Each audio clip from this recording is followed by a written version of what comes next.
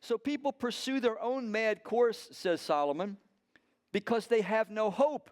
And he says the reason they have no hope is that death stands there, stalking, waiting, inescapable. And for Solomon, this was the ultimate frustration.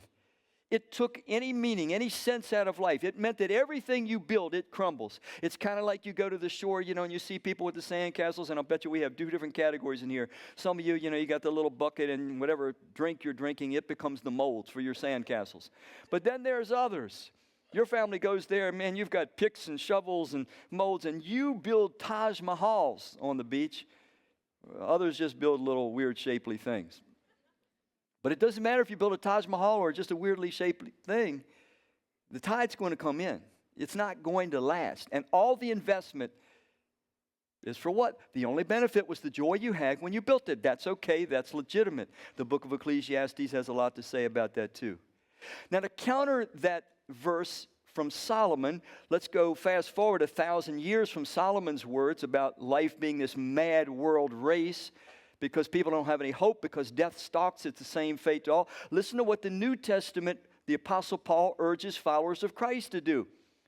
He says, don't copy the behavior and the customs of this world. Solomon says the whole world's mad. It's in this mad race for something that only God can provide. Don't copy the behavior and the customs of this world, but let God transform you into a new person. How? How are you going to do that, God? By changing the way you what?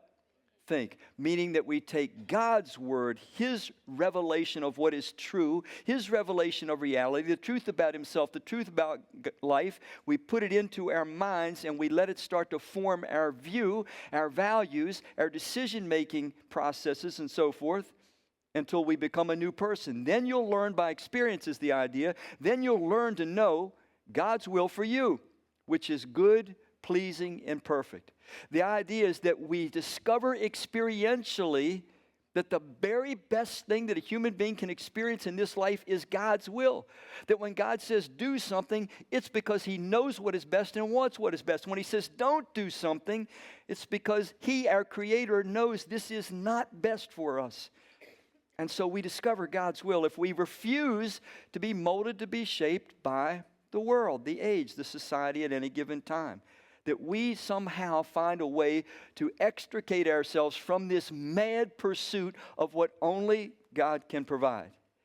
So we're going to look for 5 weeks at the various mad pursuits that human beings fall into again and again. And I want to say what I said earlier on in this message. If you're here and you think, this is old stuff, man, I got this. It is not what you and I know that matters. It is what we practice. It is what we become vigilant about. It is what we relentlessly become aware that we are vulnerable, always vulnerable, that there's a strong current that never ceases to exert its force, and that if we don't maintain our balance and our vigilance, it doesn't matter how gifted, it doesn't matter how experienced, we can be pulled down and become just one more story of a wrecked life, a wasted life, lost potential.